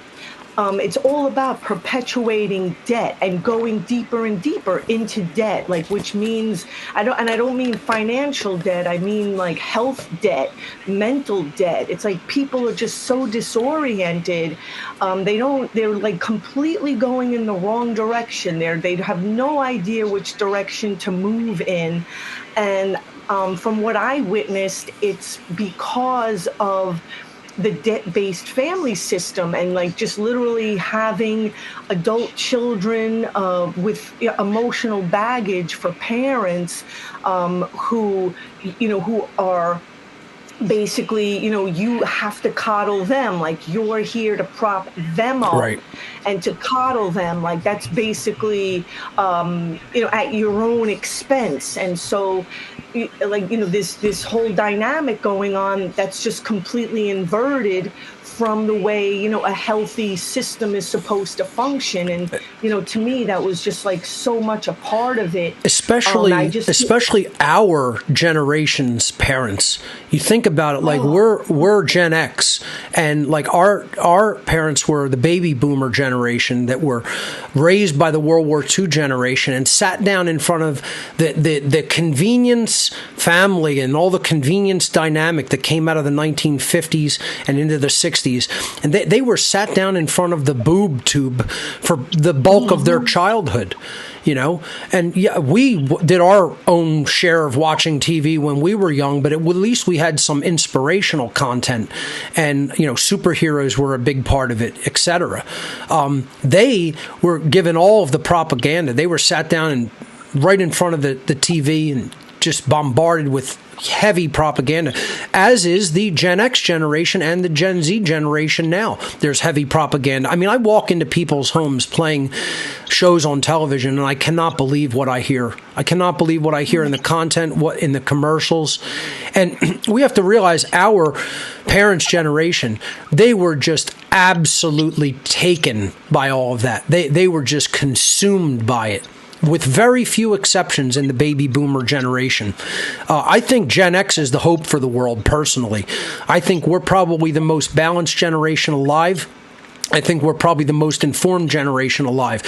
And guess what? That's not saying too much, because as parents, we gave birth to the millennials because our parents were, in general, such a bad example to follow that most people followed in bad footsteps and then did a very, very poor job, if they did have children, in raising their children properly. So while Gen X themselves, those who are awake and saw all of this dysfunction and distortion of our reality, are awake and reaching out to others, they're a hope. If there is a hope, it's in that generation. But think about the horror that we raised in the millennial generation. My God, what a horrible job Gen X did as parents.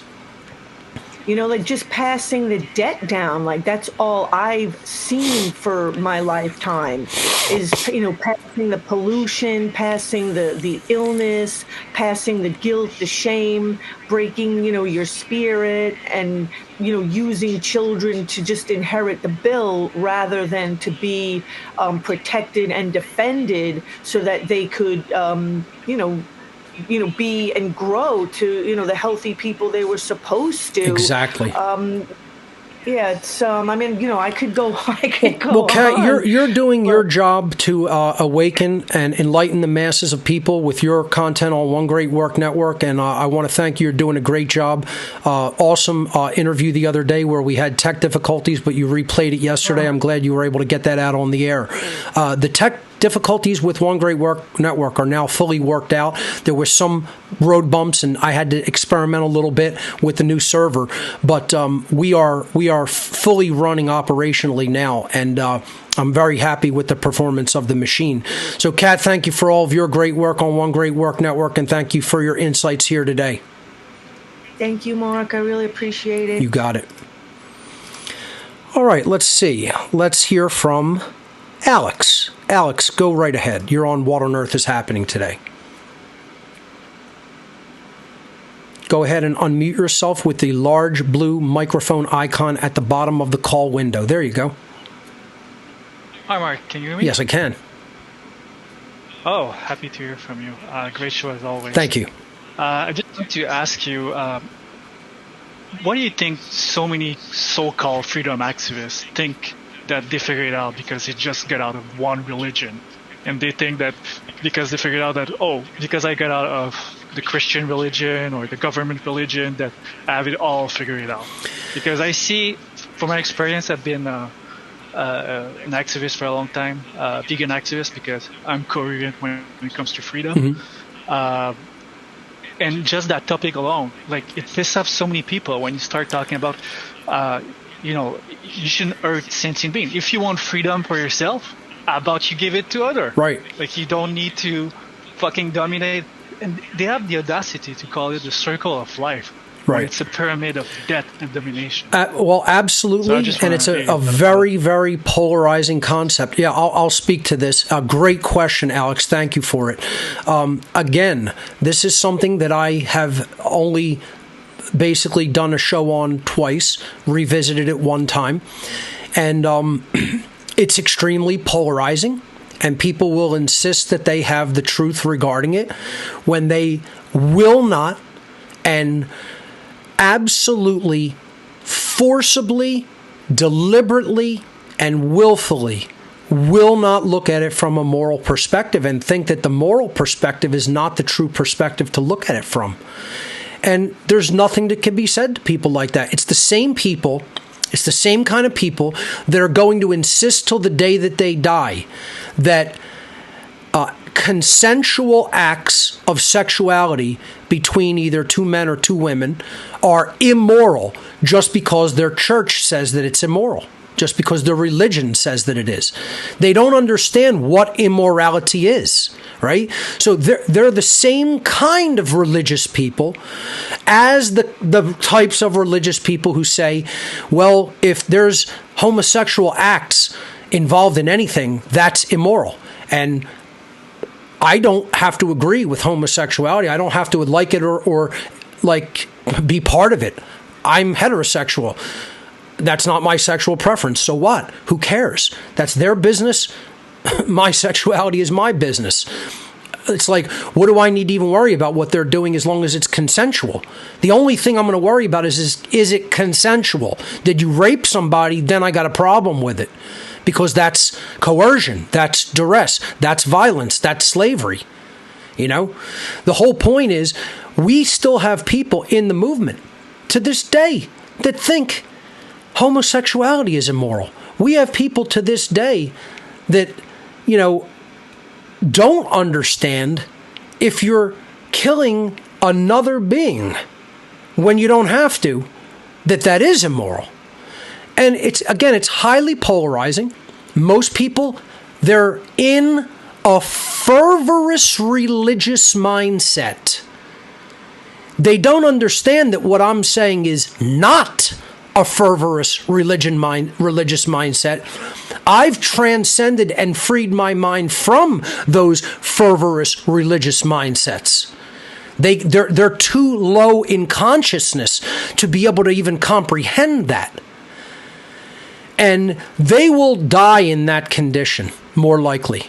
It's such a rarity that anyone has the personal strength and willpower and will take in the knowledge and work with the shadow work and the shadow material to transcend that condition. It's such a rarity in a human lifetime that happens in a human lifetime that we have to focus on people who do have the ability to move in consciousness first. And maybe we'll get to those people, but the biggest likelihood is those people will die while being in that same religious mindset and condition. And that's sad. That's sad because that's soul death. That means that there's been no soul progress. And most of them aren't even gauging anything based upon soul progress. Most of them are either atheistic tendencies, pure pragmatists, pure materialists, pure utilitarians. These are a lot of their mindset. And then some of them are actual religious people, like traditional religious dogma, and believe that this is ordained by God, that we're given dominion over the rest of nature. No, we're given dominion over ourselves. We're given stewardship over nature. Within nature is a better way of even saying it. Stewardship is different than dominion. What we have is dominion over the self. That's what we have. That's what sovereignty is. We don't have dominion over others. Never did, never could. See, that's what has to be understood.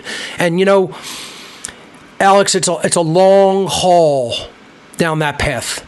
We're very far from being collectively in a state of common sense and truth regarding it. It's very, very, very sad. It's very sad and can be very depressing. The thing that people have to do is just press forward.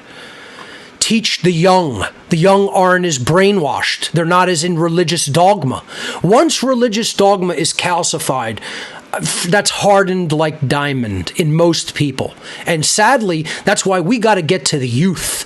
We have to get to young people before that's calcified to a point where it can't be chiseled apart. It can't be broken with a hammer and chisel. It can't be broken with a sledgehammer. It can't be broken with a diamond tip drill. It can't be broken with a wrecking ball. That's where most people's mindsets are calcified to. And it's a terrible, terrible thing to see. And it's testimony to the number that religion has done upon the human mind. It's the most dangerous influence in the history of humanity. Religious thought. It's what I say is it's the one and only problem. The one and only problem is religious thought, whether it be the traditional religions or, as I have said, as people like Logan Hart have said, there are religions that aren't even thought about as religion. And that's part of the problem is people don't even see them as religions, like Carnism. So, again, I don't know whether I'll go back and revisit that again. Probably not. I've said my piece on it. And I think it stands on its own, and it's very powerful and straightforward. And it's true. Whether anybody accepts it or not, what I've said regarding that is true. I wasn't always there. Look at how long it took me to transition just to get off of the addiction to cheese. And I know people who are still highly addicted to cheese. That's one of the hardest compounds to work out of the human diet and out of the human intake system is cheese. It's got some of the most addictive compounds in it. But people wouldn't think that. And, that was the roughest, not going to lie. I'm not going to tell you that was easy. It was hard. That was a lot of work, and I just had a great piece of vegan pizza the other day with vegan cheese. It was so impressive that I was floored by it. But I don't even do that constantly. It's just like a treat every once in a while, My point is, when it comes to religious mindsets like that, target people who are open-minded, target people who you think can move in consciousness, and target the young. Those are the people that have to be targeted with truth in general. And they're flexible. They have flexible brains. They're not calcified in the mind. So, Alex, thank you. Great question. Let's take another couple calls before the end of the show. Let's try Gilbert again. I tried him earlier. Let's see if he's resolved the audio issues. There you go. Hello, can you hear me? Wonderful. Yes, we can. Can you just lower anything in the background, please? Just silence it. Yeah, my Yes, bad. no problem. Okay, yeah, I was having some issues, but you're right about the technical stuff. I started a podcast thanks to you. Okay. It's called Freedom from Rulers, and you're right. There's some times where stuff doesn't work when it should. And you got to power through it. You got to be persistent and power through it. Look, none of us at this stage are going to have a high tech crew, a highly skilled tech crew. We're largely going to be doing it ourselves, right? And when people go, oh, you having a problem is some sign that you're not really that good at tech. No, I'm extremely good at tech. I'm one of the best at tech. Okay? The problem is software is written so shoddily today that you can be perfect at what you do and there are still technical problems. It's software developers that are the fucking problem. Let's make no mistake about that. As a matter of fact, maybe not next week, I'm interviewing Brandon Martin. Maybe either 2 weeks or 3 weeks after that, I'm going to do another show on the state of software. I have to. Because I don't think people understand, number one, how intimately interconnected and intertwined and can never be separated. It's all balled up with freedom that technology is. If you don't understand technology in today's day and age, you are not in the war for freedom. Not really. Not really, not truly. You may think that you are. You may be involved in small ancillary capacities, but you're not really on the battlefield entrenched. Understand the difference. Yes, go ahead. Can I give some advice for people? I started the Freedom from Rulers show. It's on YouTube and Rumble if you guys want to check it out. I interviewed, I know you know James Corbett from the Corbett Report. Yep. And I also have had G. Edward Griffin on. Nice. The legend. Nice. So, and also there's a guy called The Model Anarchist who's on Instagram right now. Yes. And he's got 50,000 followers, so he's doing his job. Do me a favor. And, Gilbert. Please send me this link to the podcast. I'm going to check it out, and maybe we can onboard you onto One Great Work Network later this year. That would be amazing, yeah. I'll send it to you. I think I have your email. Great. And I was going to give advice for people. Yes. If you want to do quick content on your mobile phone, there's an app called InShot.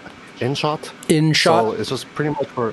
Yeah, InShot. Okay. So you're going to be... And that's for people who have no other option. I'm going to say I don't recommend doing anything on a mobile device except calling people, maybe checking things if you're out.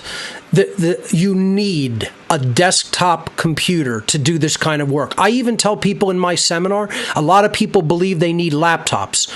Almost no one needs a laptop. What they need in their house is a powerful desktop computer with a large monitor. This is what they've convinced people that they don't need. They've convinced people they do not need that. You need that.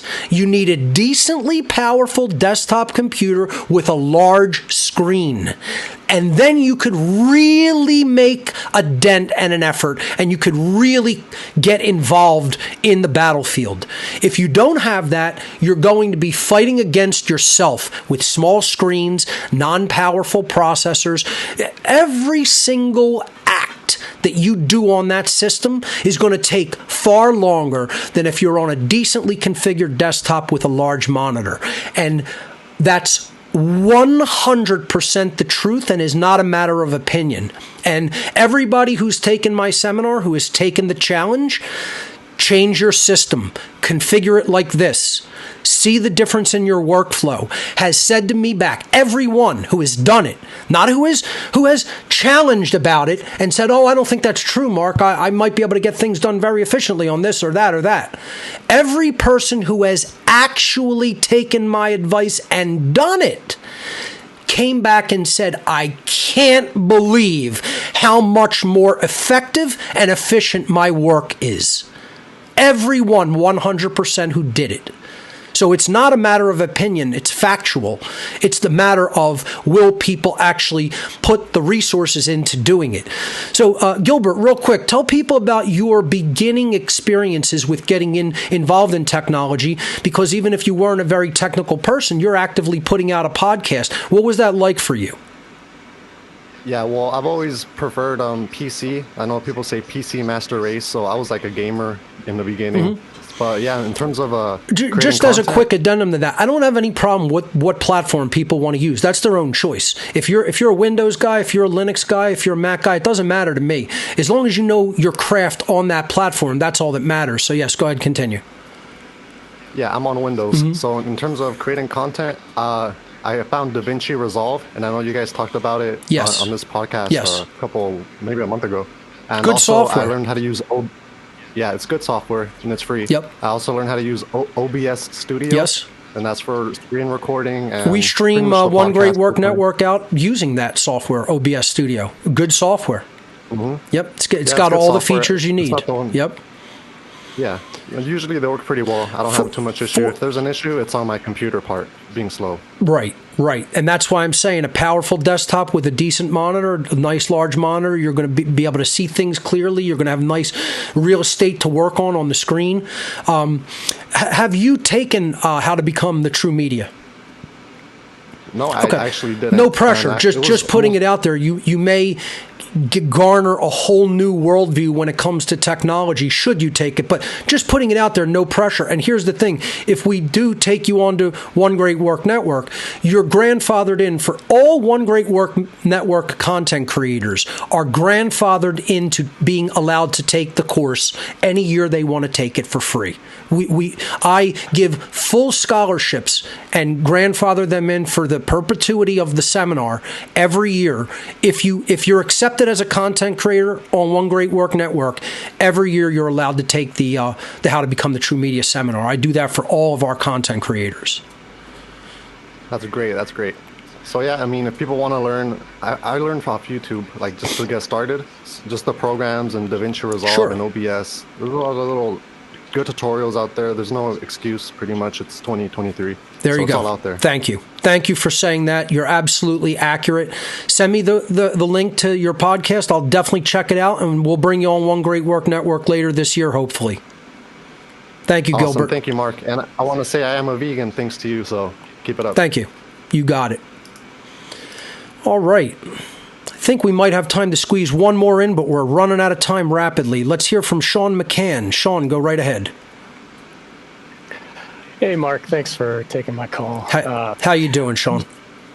Very good, man. Thank you. And I want to say that I took your media class, and it helped me to understand a lot more, and it helped me in my production value of my show, and I'm infinitely grateful for that. Thank you. I just wanted to say a little bit of a silver lining. I mean, you're talking about how nobody's really waking up, but if you look, you'll see that since the COVID tyranny has descended upon our culture, many less childhood vaccinations. This is true.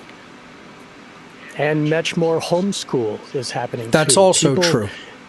I mean, they might not understand fully that they're enslaved or whatnot, but at least the attack isn't getting to as many kids. That is a beginning. That's a beginning. That's important. That's protecting children, but some parents are definitely doing that, and that's something. That is one dynamic that has to be factored in into the overarching dynamic of where consciousness is heading, and those factors are moving in a good direction. I agree with you completely. That's great. I just wanted to give there's a little bit of light at the end of the tunnel. It is turning slowly. Yes. I mean, and there have been many more podcasts, like your previous caller just started his podcast. Since the tyranny of COVID, people have been in front of their computers and It did wake some been an up. It did explosion wake of some up. podcasts. I agree, absolutely. So it's not all bad and negative. There are some positive dynamics. I'm talking about the overall progress. Yeah, I agree with we have you. to do better in that regard. But I'm not putting down people's efforts to, come out of the mind control when it comes to COVID, homeschool their children, put out some content. Those people, I'm not raging against them. I'm not saying that they're the problem. We got to look at the overall dynamic and see where it's heading. But we can move it forward. It's possible. It's still possible. In this late hour, it's still possible. Or I wouldn't say anything. Right. Yeah. Sean, God thank bless you so Mark. much. Thanks for taking my call. Absolutely. Awesome. That's all the time we have for this episode of What on Earth is Happening, ladies and gentlemen. Remember, government is slavery. We'll see you right here next week.